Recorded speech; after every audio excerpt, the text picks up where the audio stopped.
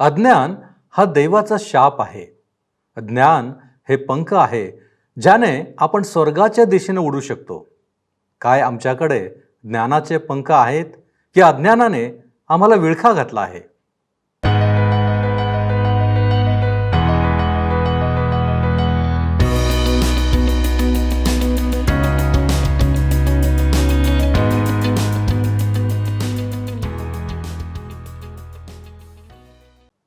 उपस्थित सर्व बंधू आणि भगिनींनो, उपासना कार्यक्रमामध्ये आपले हार्दिक स्वागत.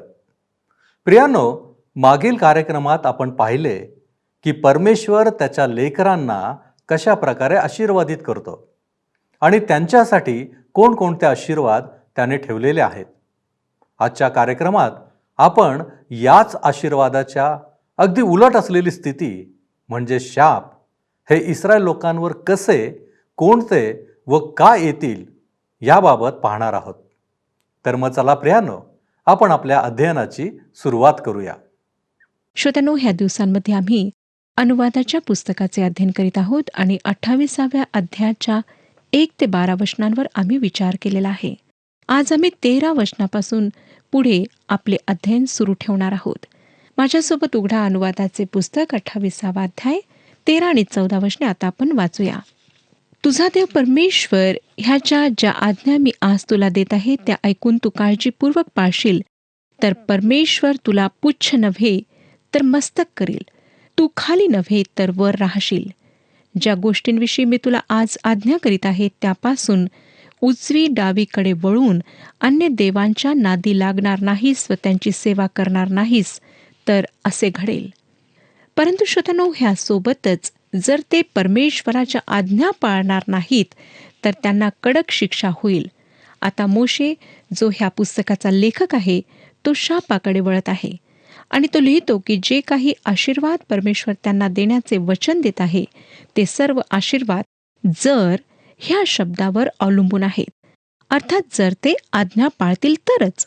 15वं वचन बघा, 28वा अध्याय 15वे वचन. उलट पक्षी तू आपला देव परमेश्वर ह्याची वाणी ऐकली नाही आणि त्याच्या ज्या सर्व आज्ञा व विधी पाळायला मी आज तुला सांगत आहे त्या तू काळजीपूर्वक पाळल्या नाहीत, तर पुढील सर्व शाप तुझ्या मागे येऊन तुला गाठतील. पुन्हा मी पाहतो की ह्यात अट आहे. वचनाच्या एका फारच ठळठळीत व लक्षात ठेवण्याजोग्या भागाकडे आम्ही येत आहोत. हा आधीच लिहून ठेवलेला इस्रायली लोकांचा त्या भूमीतला इतिहास होय. जेव्हा आपण इतिहास शब्द वापरतो तेव्हा आम्हाला माहीत असतं की ह्या सर्व गोष्टी घडून गेल्या आहेत आणि त्यांची नोंद झालेली आहे.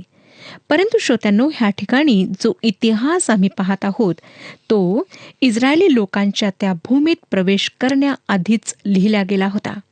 वचनात इस्रायला संबंधी ज्या भविष्यवाण्या करण्यात आलेल्या होत्या की 3 वेळा इस्रायलांना त्या देशातून बाहेर काढण्यात येईल, त्यांच्यापासून त्या देशावरचा ताबा काढून घेण्यात येईल आणि 3 वेळा पुन्हा त्याची स्थापना करण्यात येईल.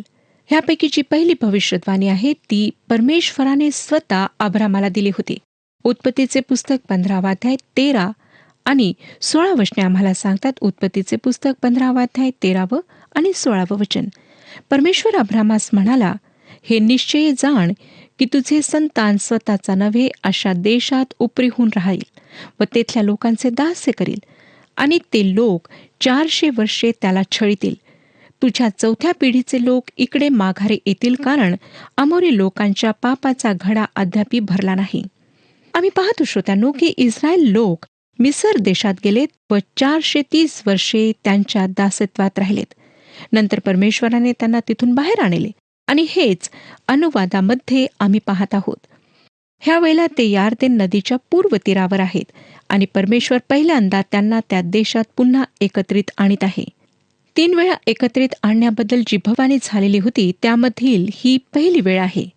यहोशुवाच्या पुस्तकात आपण इस्रायल लोकांचा त्या देशातला प्रवेश पाहणार आहोत आणि शास्त्रीच्या पुस्तकात त्या देशात ते स्थायिक झालेत याबद्दल आम्हाला पाहायला मिळेल.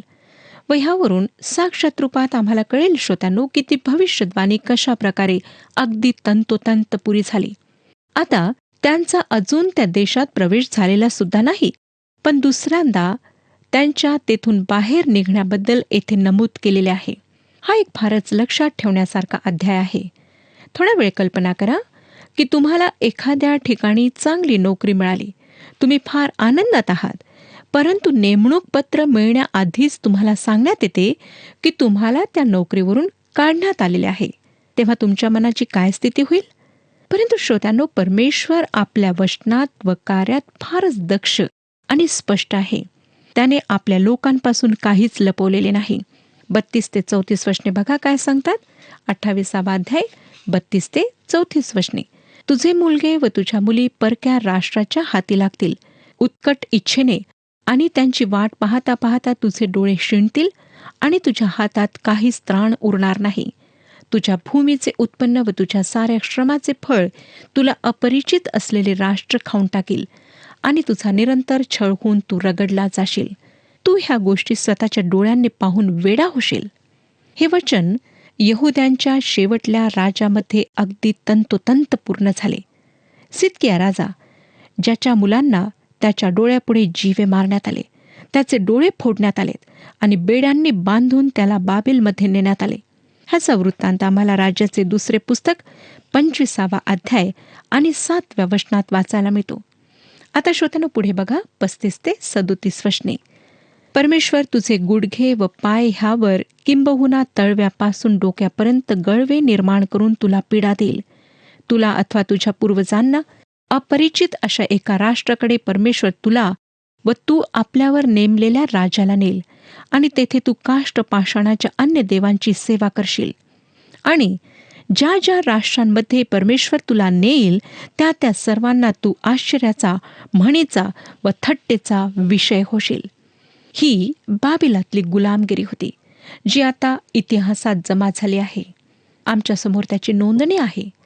नंतरच्या अध्ययनात ह्याविषयी आम्ही अधिक विचार करू व अधिक भविष्यवाण्या वाचू आणि पाहू श्रोत्यांनो की राजांच्या दोन्ही पुस्तकात व इतिहासाच्या दोन्ही पुस्तकात ह्या कशा पूर्ण झाल्यात. हे सर्व काही त्यांच्यासोबत का घडले हा प्रश्न आहे. त्यांच्या आज्ञा उल्लंघनामुळे हे सर्व काही घडले. परमेश्वराने त्यांना जर शब्दाद्वारे अटींनी बांधले होते. परमेश्वराने म्हटले की जर तुम्ही आज्ञा पाळाल तर तुम्ही आशीर्वादित व्हाल, जर तुम्ही आज्ञा पाळणार नाही तर तुम्हाला बाहेर काढल्या जाईल. इस्रायल लोकांस बाबेलच्या गुलामगिरीतून सोडून पुन्हा एकत्रित करण्यात आले. एज्रा व नेहम्याच्या पुस्तकात त्यांची त्या देशात जी वापसी झाली त्याची नोंदणी करण्यात आलेली आहे. हग्गय, जखऱ्या, मलाखी संदेष्टांच्या पुस्तकात सुद्धा त्यांच्या वापसी संबंधी गोष्टी आम्हाला वाचायला मिळतात. हे सर्व श्रोतांनो अगदी तंतोतंत पूर्ण झाले. तिसऱ्या वेळेला जेव्हा इस्रायली लोक पृथ्वीवर पांगलेत त्याचे कारण होते रोमी लोकांनी त्यांच्यावर विजय मिळवला होता. हे भविष्यवाणीच्या रूपात सांगण्यात आले होते. 28वा अध्याय 48वा वचन आम्हाला सांगतं, म्हणून तू भुकेला, तान्हेला, नग्न आणि सर्व बाबतीत गरजवंत होऊन ज्या तुझ्या शत्रूंना परमेश्वर तुझ्यावर पाठवील त्यांचे तुला दास्य करावे लागेल. तुझा नाश करीपर्यंत तो तुझ्या मानेवर लोखंडी जू ठेवील. येथे माझ्याजवळ जे फ्लेवियस जोसेफसने लिहिलेल्या इतिहासाचे 2 भाग आहेत त्यात तो सांगतो की रोमन साम्राज्य सम्राट टायटसच्या अधिकारात येईल. रोमी साम्राज्य एक लोखंडी राज्य मानल्या जात असे आणि त्या बाबतीत सुद्धा भविष्यवाणी पूर्ण झाली.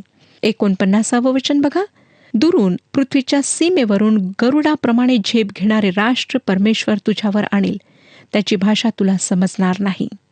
रोमी लोक पश्चिमेकडून आलेत. त्यांची भाषा अगदी फरक होती. आज आम्ही जी इंग्रजी भाषा बोलतो ती लॅटिन आणि युरोपच्या भाषांवर आधारित आहे. परंतु इब्री एक अशी भाषा आहे जी आशिया आणि आफ्रिका आणि पूर्वेकडील भाषांशी संबंधित आहे आणि हिची अगदीच एक वेगळीच भिन्नता आहे. परमेश्वर म्हणतो की तू त्यांची भाषा समजू शकणार नाही. श्रोत्यांनो, हे फारच चित्तवेधक आहे की रोमी लोक एक विशेष प्रकारची निशाणी ज्यामध्ये गरुडाचे चिन्ह बनलेले असे घेऊन जात असत. 50 ते 53 वचने बघा, त्या लोकांची मुद्रा क्रूर असेल. ते वृद्धांचा आदर करणार नाहीत की बालकांवर दया करणार नाहीत.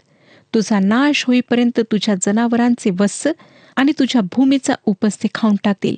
तुझा संहार करीपर्यंत धान्य, नवा द्राक्षारस, तेल, तुझी गुरेढोरे व शेरडे मेंढरे ह्यांचे वस्त्र ते तुला लाभू देणार नाहीत.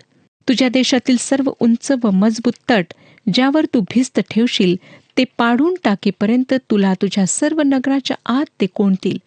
आणि तुझा देव परमेश्वर ह्याने तुला दिलेल्या देशातील सर्व नगरांच्या आत तुला ते वेढीतील. तुला वेढा पडल्यामुळे व शत्रूने तुला कोंडीत धरल्यामुळे तुझा देव परमेश्वर ह्याने तुला दिलेले तुझ्या पोटचे मुलगे व मुली ह्यांचे मांस तू खाशील. जोसेफस आपल्या इतिहासाच्या लिखाणात सांगतो की कशा प्रकारे मातांना त्यांची लेकरे सोडण्यास जबरदस्ती केल्या जात असे आणि त्या लेकरांचे मांस खाण्यात येत असे. लोक मेल्यानंतर त्यांची शवे शहरात एकत्रित केल्या जात असत. त्यांना नंतर भिंतीवर फेकण्यात येत असे.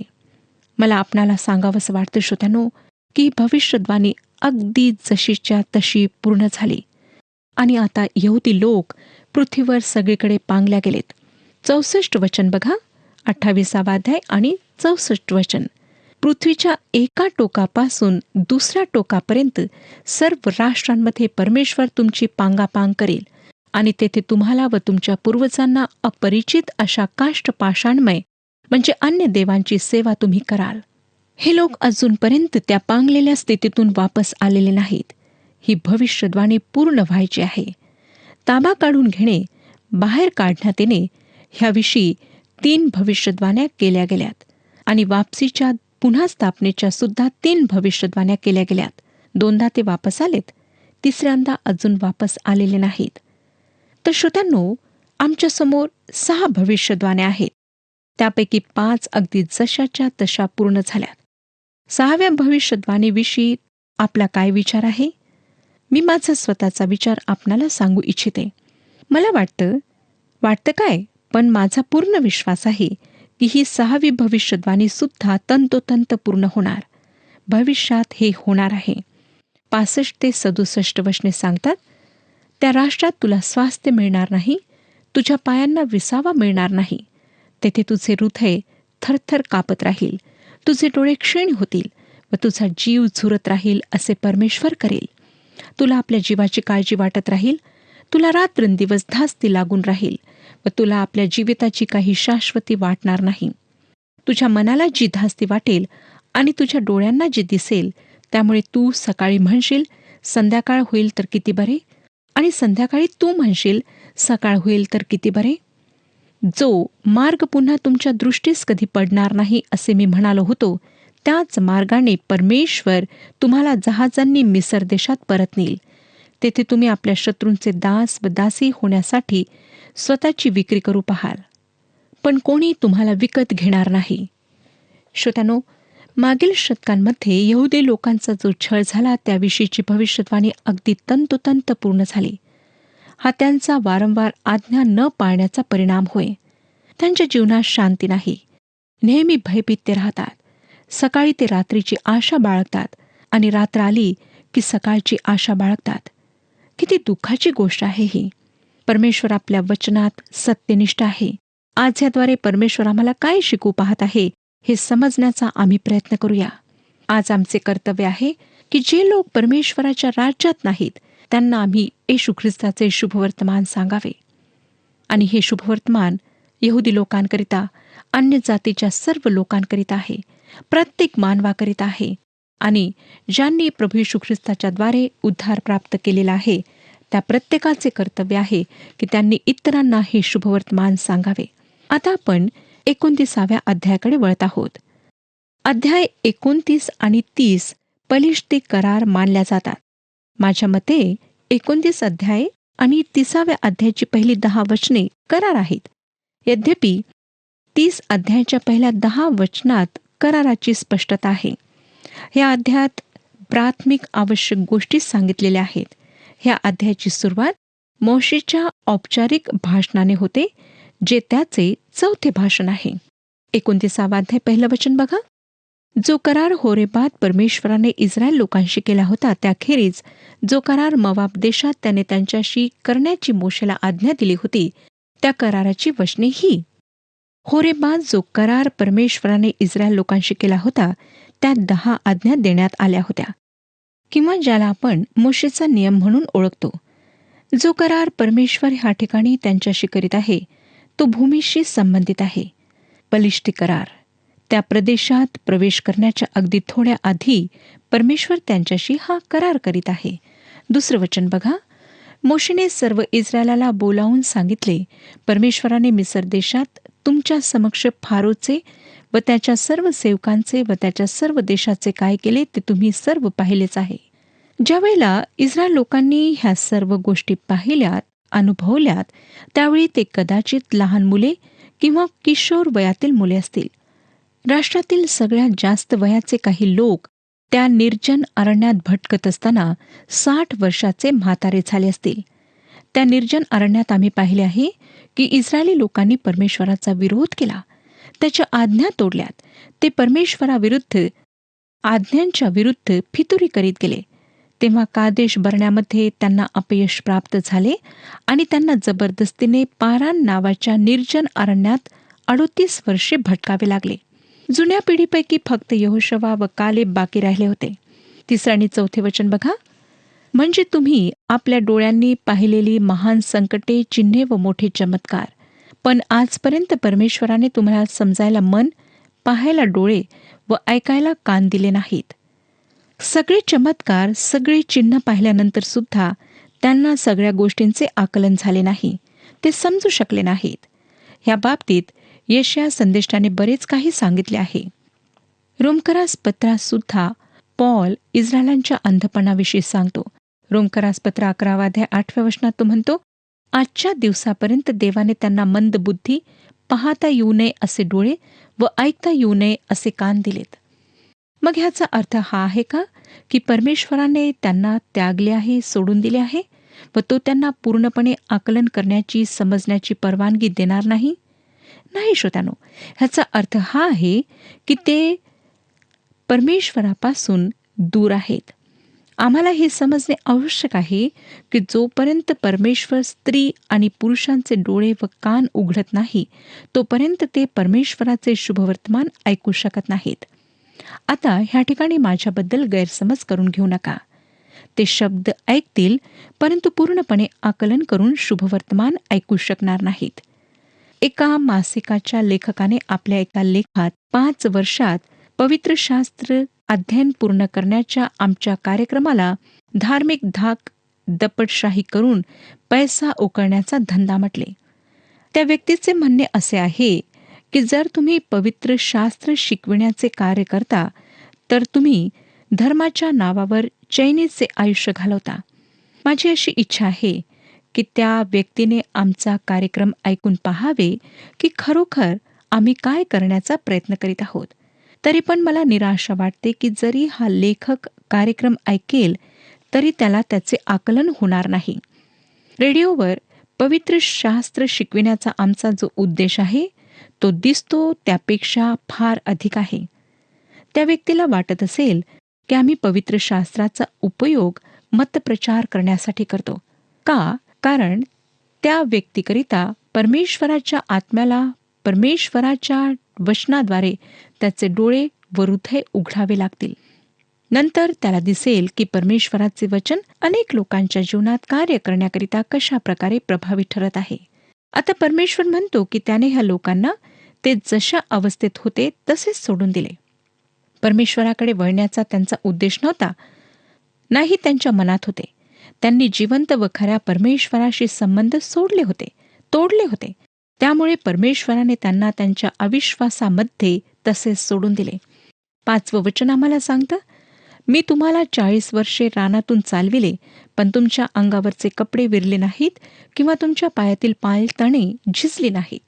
थोड्या वेळ कल्पना करा श्रोत्यानो की 40 वर्षे तेच जोडे पायामध्ये घालून ते चालत राहिले, परंतु त्यांचे जोडे जुने झाले नाहीत. आता मोशे त्या निर्जन अरण्यात त्यांच्या प्रवासाचे वर्णन करीत आहे आणि कशा प्रकारे हे सर्व त्यांचे डोळे उघडेल ते सांगत आहे. आज बरेच लोक म्हणतात की जेव्हा स्वतः परमेश्वर त्यांच्या समोर चमत्कार करेल तेव्हाच त्यांचे डोळे उघडतील व ते विश्वास ठेवतील. ठीक आहे, इस्रायली लोकांनी 40 वर्षे चमत्कार व चिन्हे पाहिलीत तरी पण त्यांनी विश्वास ठेवला नाही. अधिक पुराव्याच्या अपेक्षेमुळे हे लोक अविश्वास दाखवितात असे नाही, किंवा जे काही ते पवित्र शास्त्रामध्ये वाचतात, सभोवती पाहतात, त्यामुळे ते अविश्वासी आहेत असे नाही. समस्या त्यांच्या आत आहे. ते अविश्वासी आहेत कारण ते जन्मापासूनच देवाचे शत्रू आहेत. देवाच्या गोष्टी सामावून घेण्याची शक्ती त्यांच्यात नाही. मानवाच्या हृदयाचे कसे हे चित्र देव दाखवित आहे. परमेश्वर म्हणतो की ते भयंकर वाईट आहे आणि आमच्यापैकी कोणीच सांगू शकत नाही की ते किती भयंकर आहे. रोमकरासपत्र 8:7-8 बघा. रोमकरासपत्र 8:7-8. कारण देह स्वभावाचे चिंतन हे देवाबरोबर वैर आहे. ते देवाच्या नियमशास्त्राच्या अधीन नाही आणि त्याला तसे होता येत नाही. जे देहाच्या अधीन आहेत त्यांना देवाला प्रसन्न करिता येत नाही. 1500 वर्षे इस्रायलांची नियमशास्त्रानुसार देवाने परीक्षा घेतल्यानंतर पौलाने हे लिहिले. मनुष्य स्वभावाचे हे चित्र कसे आहे. जे देहात आहेत ते परमेश्वराला प्रसन्न करू शकत नाहीत. मोशे लोकांना त्यांच्या इतिहासाचा सारांश सांगत होता. त्यांना स्मरण करून देत होता की कशा प्रकारे परमेश्वराने त्यांना सांभाळले, त्यांच्या गरजा पुरवल्यात, अद्भुत रीतीने त्यांचा बचाव केला. ह्या कराराच्या आधीच्या प्राथमिक गोष्टी होत. लक्षात असू द्या श्रोत्यांनो की पॅलेस्टाईन करारात अटी नाहीत, परंतु त्या देशात त्यांच्या राजकीय अधिकाराची मुदत त्यांच्या आज्ञा पालनावर अवलंबून होती. 10-13 पुढे सांगतात, तुम्ही सगळे आपला देव परमेश्वर ह्याच्या समोर आज उभे आहात.